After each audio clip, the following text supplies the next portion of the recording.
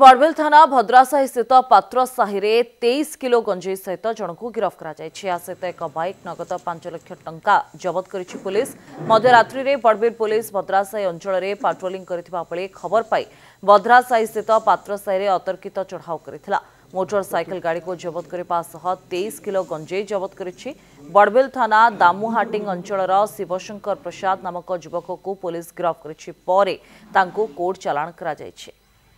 सुंदर आसला पेट्रोलिंग करथिबा समय मध्यरात्रि से माने हमर बड़बिल पात्र से पाखरे पेट्रोलिंग करथिबा समय गोटे मोटरसाइकेल लेट नाइट रास्ता देखिले एवं से मोटरसाइकेल पछपटे किसी जिनस लोड होती देखिए गोटे सस्पिशियस भाव में गाड़ी को अटकी चेक करने समय गाड़ी पछपटे तर पछ सीट्रे दीटा जरी बैग्रे गंजेई थिबार पाइगला